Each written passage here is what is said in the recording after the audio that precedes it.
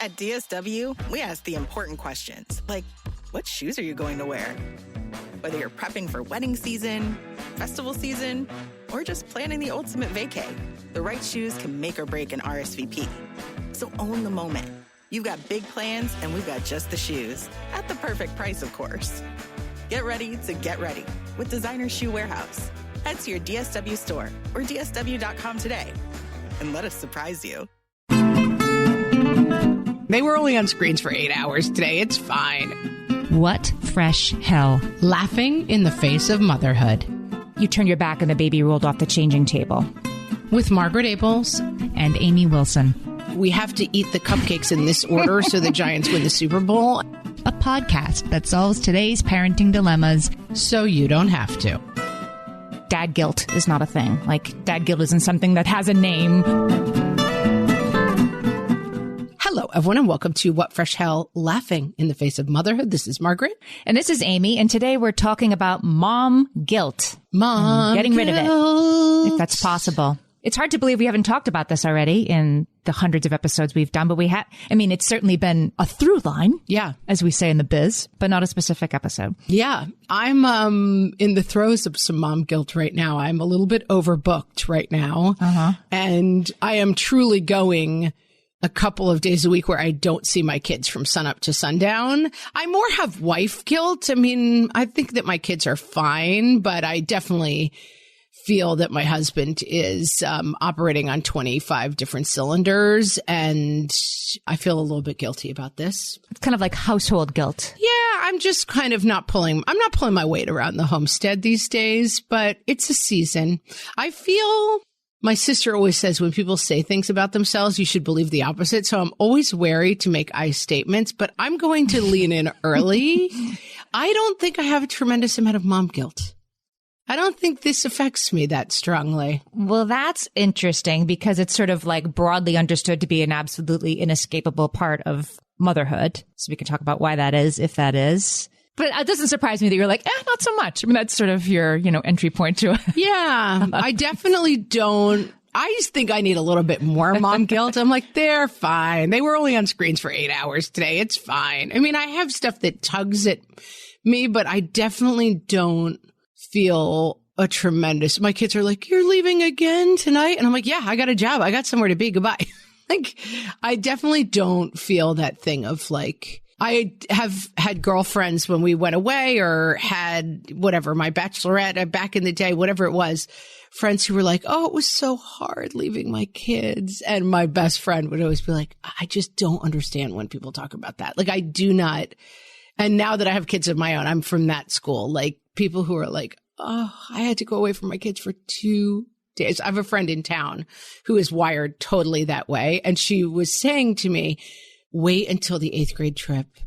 It's going to be so hard. And I said, like, it's a lot of paperwork to get ready for. Like, what does it mean that the 8th grade trip is so hard? Special packing needs? Right. Like, I don't get what's hard about it. Like, you have to lift them onto the bus. I don't understand. Like, where would the hardness come in? Snack preparation. And she was saying, oh, it's just, you watch that bus pull away and it tugs at the heart. I'm like, that, I do not have that laying in my brain, whatever the like. Turned off. Yeah, I'm dead inside, Amy, but maybe, man, it's got some downsides, but it makes for some very easy saying goodbye to my kids. I think mom guilt, so I did the research for this episode, I realized that when people are talking about mom guilt, it's one of those things like everybody knows what it is when you say it, but it also kind of means whatever people want it to mean. So I would argue, as we begin our conversation, that when people are talking about mom guilt, they're talking about two very different sort of things. And we should kind of talk about each, but I thought it was important. So the first one is the ongoing low-grade inadequacy concerns, like my soccer sideline snacks don't look like their soccer sideline snacks. That's mom guilt. Yes. Universal, low grade, part of the job description or not maybe, but like, oh, well, like stop feeling that way all the time. I'm not doing a good job as a mom. I'm not doing a good job as a mom. I should be doing more. I should be doing different. I should be doing it like her. I should be doing it like this momfluencer, whatever. So that's the first kind. And I think that's worth looking at because I think it grinds our gears. I think it like gets in the way. I think it, it's weighs us down in ways that it shouldn't and needn't. But then there's this whole other thing as I started doing the research about like, say, like, you turn your back and the baby rolled off the changing table, as, you know, has happened to me, happened to you. Happened to me. Oh, smacked their head so hard on the way down on the end table. Right. Or like the bed or, you know, whatever. Right. That feeling when like something, or like a child gets burned, the guilt that you feel when you can't get over that something happened to your kid, even though they're fine. I'm making a cringe face. Or you told them to stop complaining about their stomach ache for 2 days and it turned out to be their appendix. Yes. See, you do have mom guilt. I mean, we found it. Yeah. It happens. The kid didn't die. He survived. But at the time you were like, oh my God, you know, like, I mean, I remember we talked about it like, oh my. Yeah. I was like, mom fail. I am the worst. How did I miss this? And like literally everybody would miss that. It's fine. Right. Yeah. Sidebar on that. I do want to say my son, who's a teenager, he's volunteering at a grade school right now. And he came home and told me that a kid had his appendix burst. I said, at school? And he said, no, later. And he came back to school and said the reason his appendix burst was that he ate too many Takis. At which point I burst out laughing. You know what Takis are? They're like a super spicy chips for sure. We love a Taki. They sponsor this podcast. No, they don't. They're not a sponsor. Come on aboard, Taki. We love you. We love a spicy chip. I burst out laughing and he was like, Mom, it's not funny. His appendix burst. I'm like, his appendix burst because he ate too much of a snack food? He's like, it's a thing. And I was like, that's definitely... No, it's not a thing. If it made your appendix burst, I think it wouldn't be on the market. But then, of course, I had to go look it up on the internet. No, it gives you a stomach ache if you eat too many extremely spicy things. But your appendix is fine. It wasn't the Taki's fault. Well, now... What could have happened is that he thought he had a stomach ache because of the Takis, so he ignored it, and therefore his appendix burst because he was blaming the Takis for the pain that was actually caused by the appendix. Right.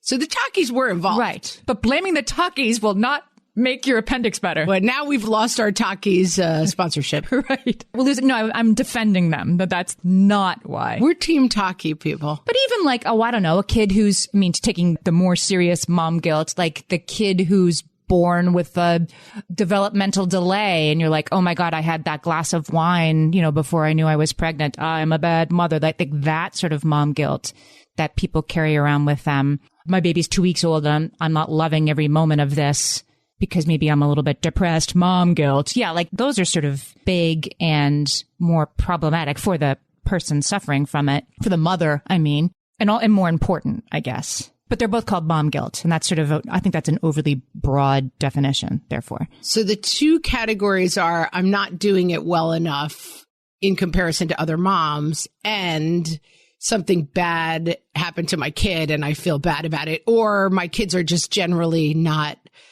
doing what everyone else is doing. Yeah. Right. Like little things mom guilt and big things mom guilt. Let's put it that way.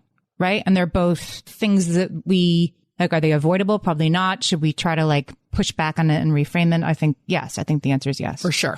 All right. So let's start with low grade mom guilt. That's maybe easier. So I'm quoting psychologist Lisa Marie Emerson here, who said women are especially good at taking credit for everything that's wrong in their kids' lives. Sort of bump. Stop doing that, women. Yeah, but I do think this is a circle that we don't always see both sides of. So when I was working at my first job, I worked with a guy named Vinny. And Vinny was full of good aphorisms. And he was hilarious. He was not that much older than me. Have him on the show. But he was here's the thing, kid. And he was always telling me about. But one of the pieces of advice that he gave me that has stuck with me, and I think of it all the time, is at some point, I was working as a paralegal and some lawyer was like, you did a great job making those copies. And I came back all shiny gold star, he said I did a great job. And Vinny was like, listen, if you take their praise, you have to take their criticism. So don't take either. And I was like, I think we don't always see the part where basking in the praise has a flip side. And I do think that feeling this feeling of my kid doing the solo in the play and the accolades I get for that reflects on me. Right. That I am basking in that warmth, but then I'm opening myself up to the cold of my kid got an F on the test. It must be my fault.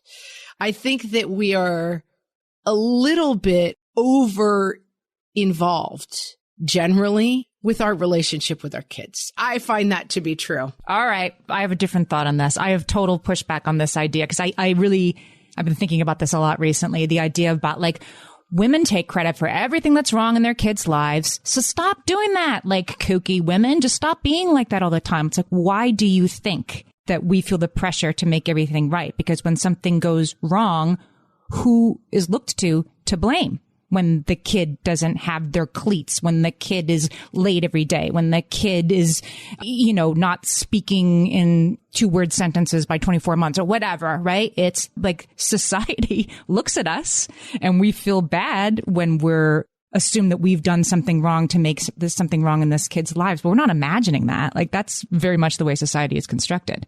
Agree. We're not imagining it at all. But I would argue that there's two sides of it, and I think both are harmful. I just was reading a book that I enjoyed that I won't mention because I'm going to criticize the author. But it was this portrait of a life and this unbelievable closeness with her children, like this unbelievable admiration of like the way my children's minds work is just a magical world, and kind of like my kids are my best friends, and that they have this relationship that is so close that I look at that and I just think, my parents did not have that relationship with their children at all. My parents were great parents, I think, but we weren't besties, I mean, there was no element of that. Mm-hmm. And I think that it helped them divorce a little bit from the idea of like, also when we did something good, certainly they were happy, but I don't think it was as presentational, the whole thing of like, me and my little bestie are reading. Look at this poem she wrote. She's such a genius. I don't know. It seems like there's too much buy-in on both sides of the scale. Does that make sense? Yeah, I guess it does. Like I'm thinking on Dance Moms when like, I don't know, Savannah gets the solo, right? And Savannah's mom's on the bleachers, like flipping her hair because it's really her that got the solo. You're saying if you buy in too much to every little thing your kid does or says reflects on you positively, then that's true negatively.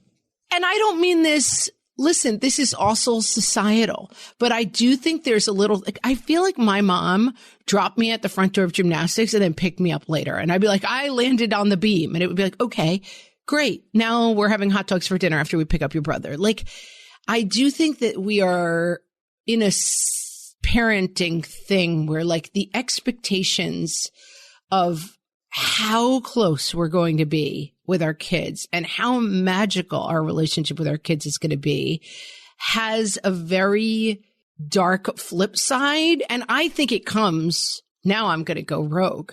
I think it comes from like anti-feminism, like women going back to work and like this whole portrait of like moms are not just there to like feed the kids, get them out the door, and then get on with their day. Moms are there to be like the sun and the moon, and like we're supposed to be sitting around having long conversations. Like, I don't want that relationship with my children. And I think that some of the ways that I am a little bit freer than some people I know from some of the guilt is that I'm also not like, oh my God, my kid is my best friend. Let me read you their poem because their mind is such a beautiful space.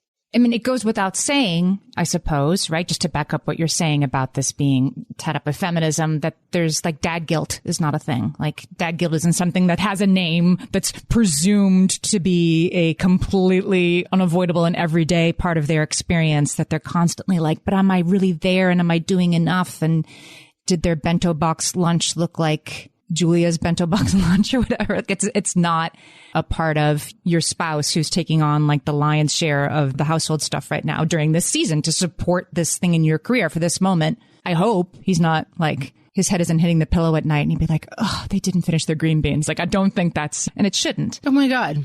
Literally never. And we are also, I just had a thing where, it was the scout swim test and make sure they have their bathing suit and their goggles on Friday. No problem. I've got it. No problem. Of course, I'm the mom driving down the street. Like, I forgot the goggles, forgot the stuff. I'll run home. I'm late. I'm going to make everyone else late. Like, I'm kind of the nightmare mom right now, but I do feel very free from the I'm like, it's a season. I'm having a bad season. All right. Well, let's take a break. When we come back, I want to move on to the part that can get a little more serious, like the mom guilt when things get a little more difficult and why that is even more obstructive. We'll be right back. Hellions, it's time for some spring cleaning, and I don't just mean the coat closets. Doing your financial spring cleaning can actually be super easy when you let Monarch do your financial spring cleaning for you. One dashboard that gets your entire financial life organized. No more clutter, no more mess, no more logins scattered everywhere, just accounts, investments, property, and more, all in one place. Get your first year of Monarch for half off, just $50 with promo code FRESH. Monarch allows you to look not only at what you've already spent, but also to plan for the future. With Monarch, you can set savings goals, plan for big purchases, and notice spending trends before they become a problem. I can generate cash flow reports that show me what we spent this quarter, this month, what we're probably going to spend next month, and feel prepared, organized, and knowing how to plan for the future. No more surprises and a lot more clarity. Try Monarch. Use code FRESH at monarch.com to get your first year half off at just $50. That's 50% off your first year at monarch.com with code FRESH. All my kids learned to swim when they were little. It was super important to me that they be confident and safe in the water. There was only one problem with that: taking them to swim lessons. I mean, the pools were freezing. There were always cranky adults doing laps right there. And it was definitely not, for any of us, what you would call fun. Amy, heard. But now there's Goldfish Swim School. Goldfish takes a really thoughtful approach to swim lessons, combining research-based teaching with a warm, kid-friendly environment that actually helps kids thrive in the water. Every detail at Goldfish is thoughtfully designed to create a golden experience, from shiver-free, warm indoor pools to comfy waiting areas for parents to professionally trained lifeguards on deck. Goldfish uses an approach called the science of swim play, which combines guided play with proven teaching techniques to help kids learn to swim, build water safety skills, and gain confidence, all at their own pace. Lessons are designed to meet kids exactly where they're at. If you've been thinking about swim lessons or just wondering where to start, this is a great opportunity. Right now, Goldfish Swim School is offering a waived membership plus your child's first lesson free at participating locations. Just visit goldfishswimschool.com/free to find a location near you and enroll using promo code FREE. That's goldfishswimschool.com/free, promo code FREE.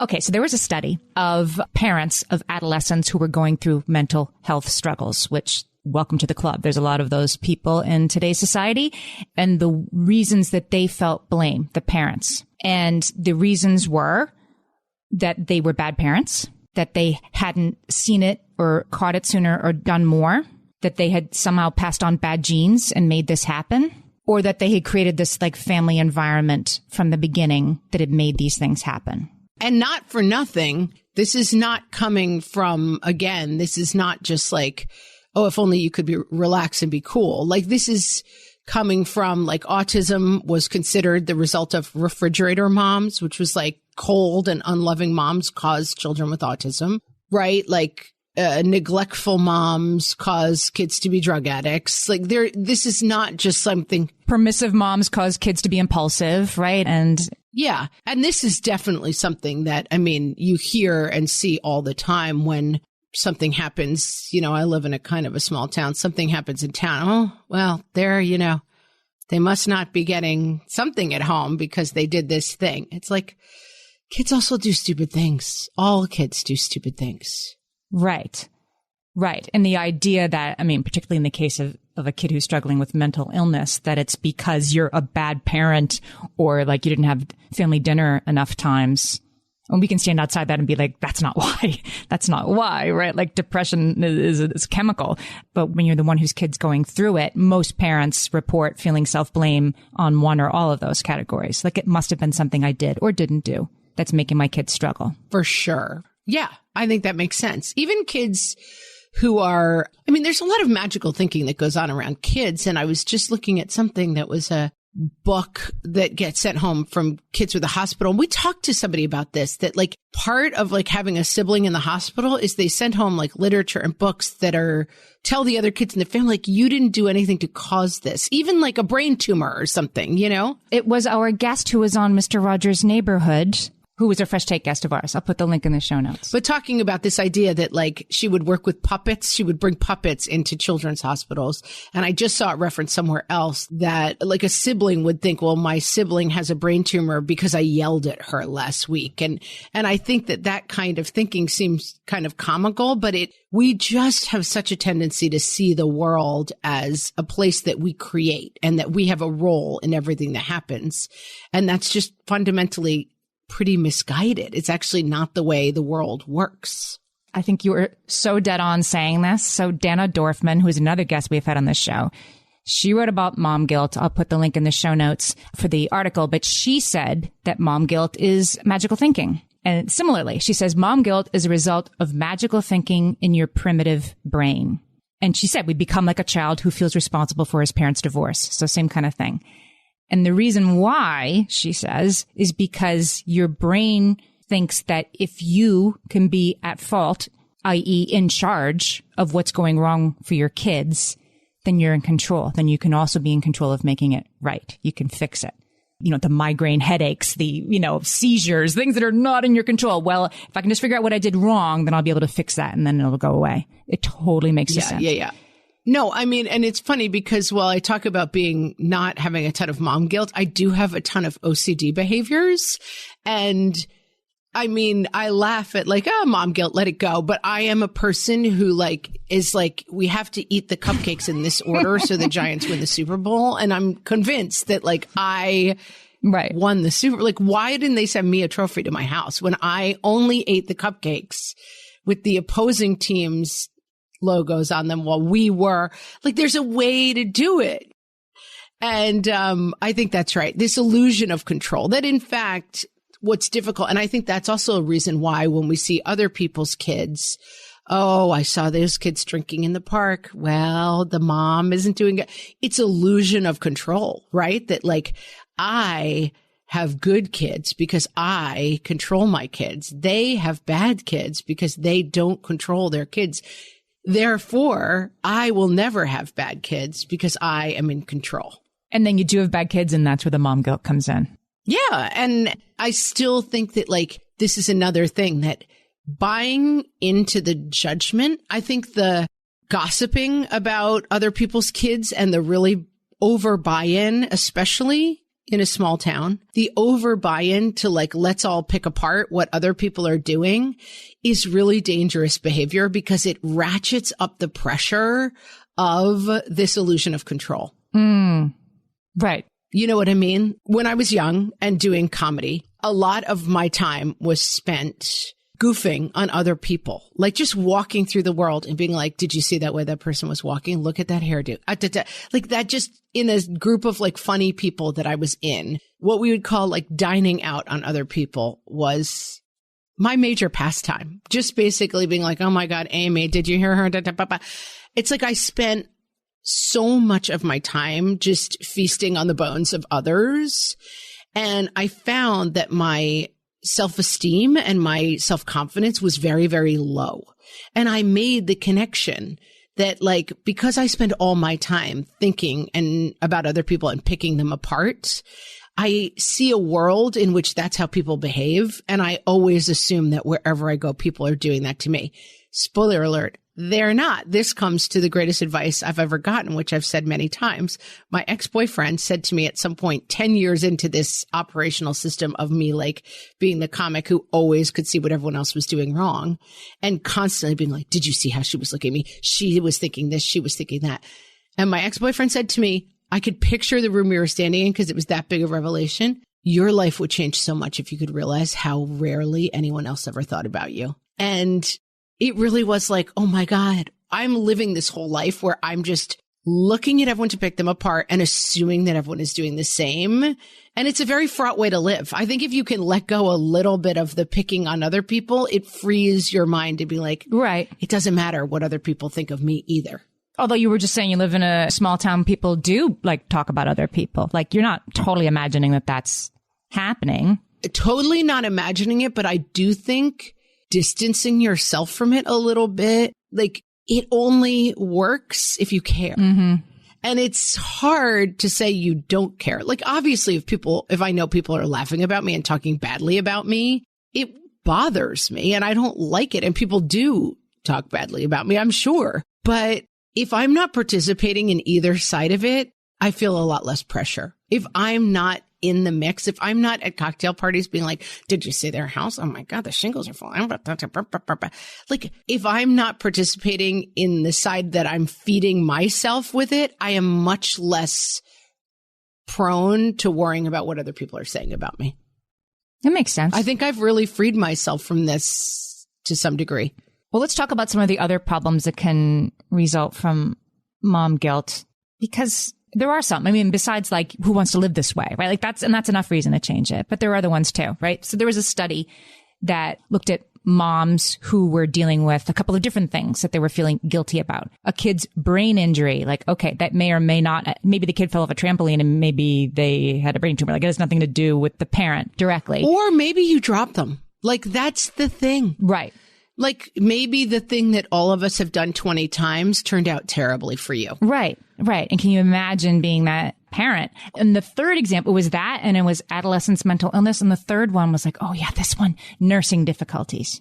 The guilt that mothers feel, and I would argue are made to feel, for not being able to breastfeed effectively or enough, or the kid isn't thriving, or the kid's refusing, or, you know, all that stuff, and how overwhelming it is for a new mother. There's so much guilt around that mothers in each of those situations who were feeling extreme guilt around those situations it was hampering their ability to parent effectively.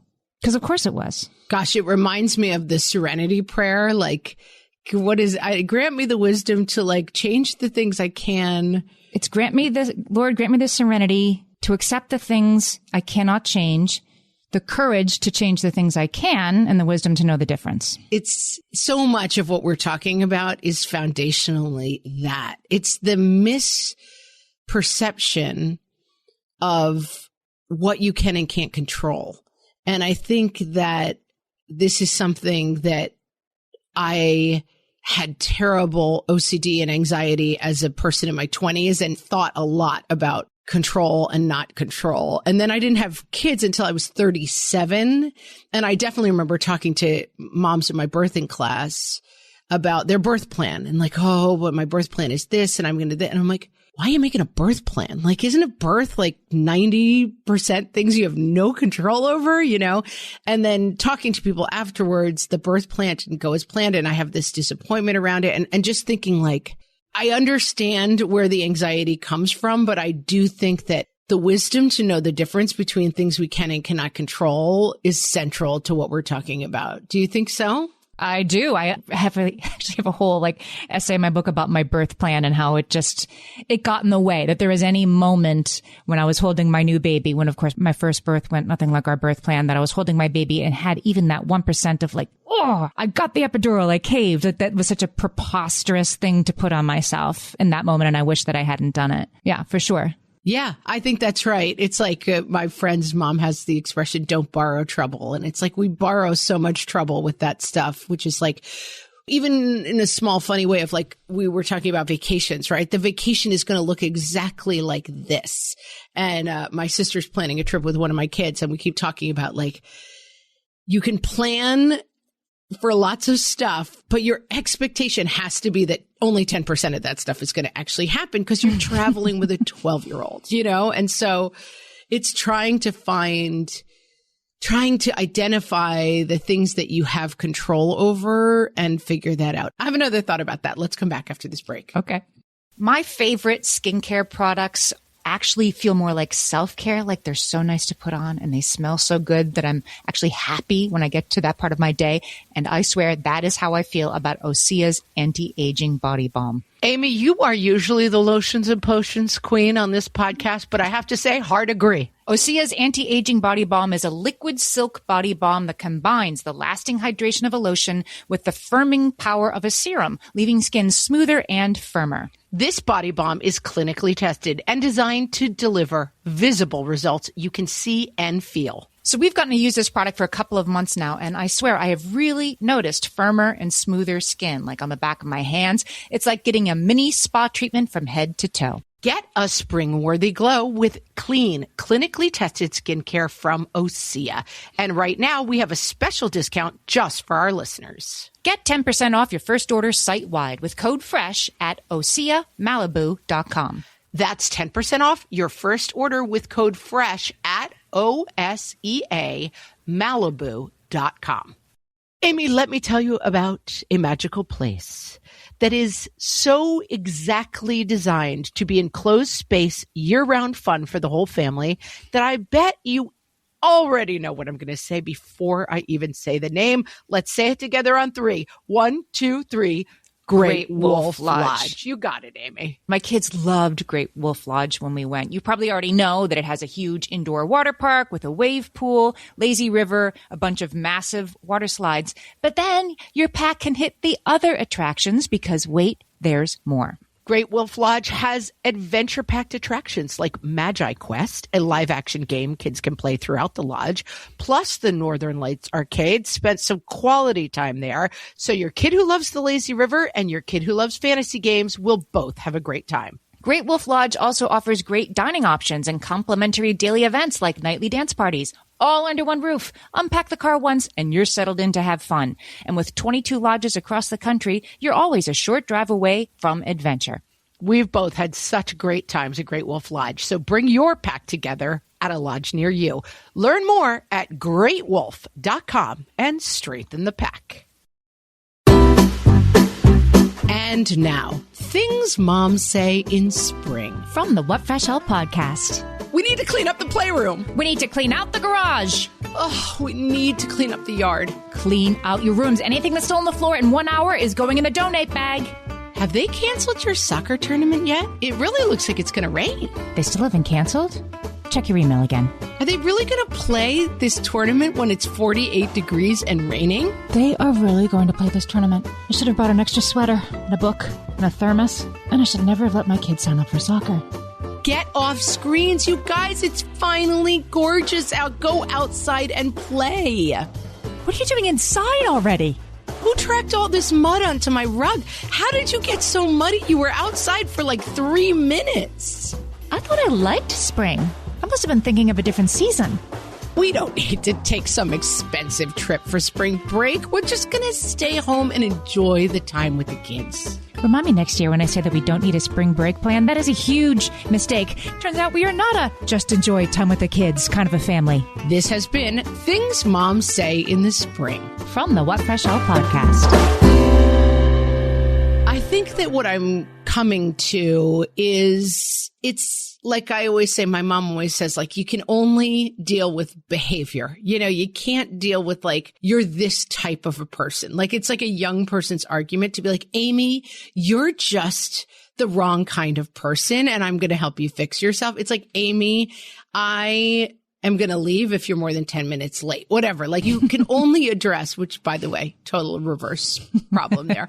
But you know what I mean? Like, you can only deal with behavior. I think with mom guilt, it's like you can only deal with what's real somehow. You know what I'm saying? Does that make sense? Like, yes, you can't borrow, you got to stop trying to borrow the guilt of like, I want my out of control situation to be completely under control. It's what Carla Naumburg said is the second arrow of suffering. Remember that when we had her on the show? I mean, yes, say that again, because that's so good. I mean, she didn't invent that. It's like a Buddhist idea, but it's the second arrow of suffering that when, I don't know, like your kid's science project was the worst and he cried because everybody else's was better than his.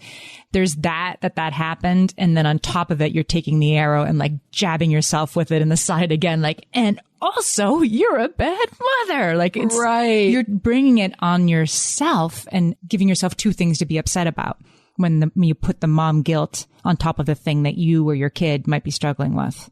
So you shouldn't do that. So you should stop with the second arrow. I think that's right. And I think it's also, it can be a useful thing to model. Like, we are preparing for a test right now at our house and it's not going great. And I will say I am stunned by how hard this test is. And I look at it and it's a test meant for 8th graders, and I know nothing on it. Like, I can't figure it out. I mean, I would get a 20 on this test, maybe out of 100. And we have gotten to a point in doing tutoring and lots of things to try to prepare for this test that it may not go great, you know? And that I am sort of shifting my focus to like, we need to go all in and get a good grade on this test, to we've done the best we can at a certain point, and this test is going to be what it's going to be, you know, because you can't judge a fish by its ability to ride a bicycle, and you can't judge me and one of my children by our ability to get a good grade on this test, because this is just apparently not how our minds work, you know, and I am a functional old lady who does not know any of the things on this test. And I think that recognizing what we do and don't have control over, and then saying to ourselves, I'm going to do the best I can, but I may not be a bento box mom.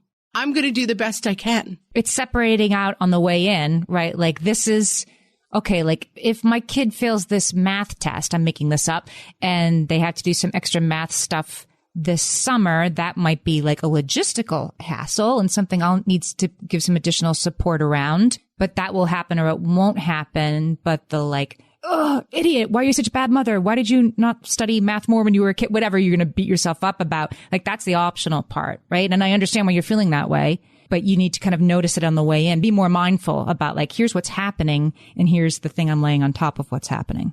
Yeah. And I also think we've talked a lot about like the triangle or the parent compass or the like mom's list of needs, like figuring out what value is the most important. And I think that in looking at this test, we came into it with the value that is most important is getting good grades, right? And like that now, 2 months into preparing for the test, we're realizing that like our true value is like doing our best and then realizing the context of the thing that maybe is not as important. It's like if you fail because you didn't try, that's very different than if you fail because you tried really, really hard and it didn't work out.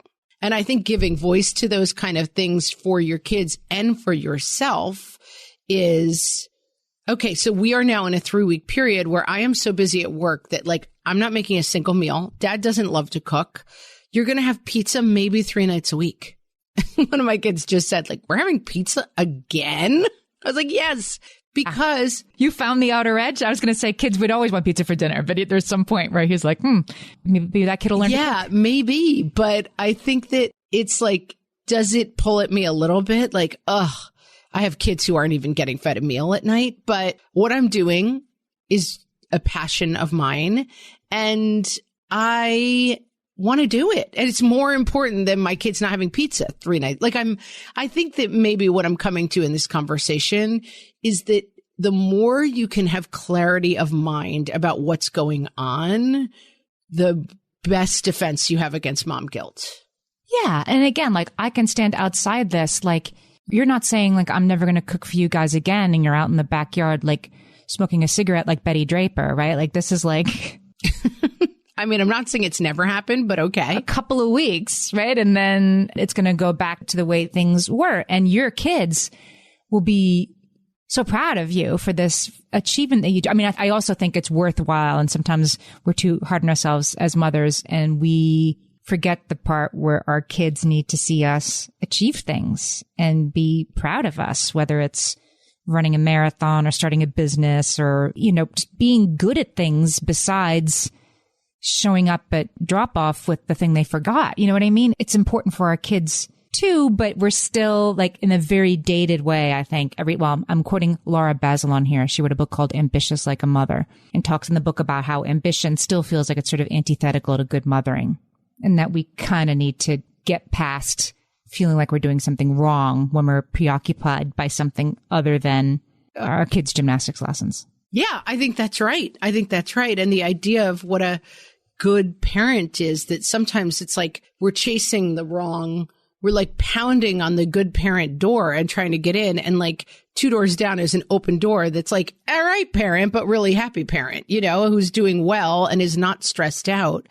And yeah, I think sometimes we're chasing like a phantom, a cipher, as you say. Like we're so busy trying to be perfect that we're not like being good, Mm-hmm. And a lot of that stuff is completely phony. I mean, most of the like, oh my God, are you the most self-actualized mom in the world who has the happiest kids, who do all the activities and have all the great Pinterest lunches and handmade cakes? And I don't know. I don't think that's interesting. Well, if you haven't listened to our Sarah Peterson interview, she wrote Momfluencers. I just interviewed her a week or two ago, and it was like a thunderbolt to me during the show, like, oh, their lives aren't like that either. This is a job for which they work very hard to get that pie crust sitting on the windowsill in the exact dappled sunlight, like that woman, and good for her. She's a content creator who's getting paid, but she spent like 6 hours making that pie crust look like that. Like the rest, her kids don't eat that every night. Like nobody's like that, not even those people. And I hadn't really thought about that before, that they're working really hard. Yeah, for sure. And I think that it really is that thing of like, is my value being perceived as perfect, or is my value having like a calm and happy home somehow? That there's a disconnect between those two things. And I think that and I'm not somebody, I mean, I definitely right now have a home of total chaos that is driving me crazy because I have not been keeping up with stuff because I've been so busy. And I cannot live in mess. Like when I walk into the kitchen and the sink is full of dishes, it grosses me out on a fundamental level. And so it's not just like, let it go. Don't be so uptight, because we all have lines, and I have my own lines where I'm like, okay, I don't actually want to live like this. It's too gross for me. I don't like the feeling of a messy house, but it's not presentational, I guess. It's got to be kind of like what you want your life to look like. And I mean, maybe this is hokey, but I think it's true. When you feel the mom guilt, it's because it renders you feeling really isolated, because like, I can't say this out loud because nobody else has ever done this thing, ever felt this way, ever been such a horrible person that let their baby fall off the changing table and the pediatrician says they're fine, but you're still thinking about it 6 weeks later. And nobody's ever done that before, right? Literally both of us and, 10,000 people listening to this episode, right? It's being that part of the mom guilt is we keep it to ourselves, when if we had just sort of said it out loud, this misgiving that we had, any of our friends, our spouses, our parents, whatever, could probably help us dispel those. Like, you realize that's not anything you did. But when we kind of keep it for ourselves, we can lose perspective. I always remember this mom from our preschool. She's a friend of mine now, but I didn't know her at the time. And her little 3-year-old was like, Mom, we're late. I was, of course, late, and she was late. And I was like, okay, this is a mom I need to befriend. But my kids, going to class, and her son said, well, Mom, they started, whatever, flag saluting or whatever the heck they do first thing in preschool. And I can't believe I missed it because we're late again.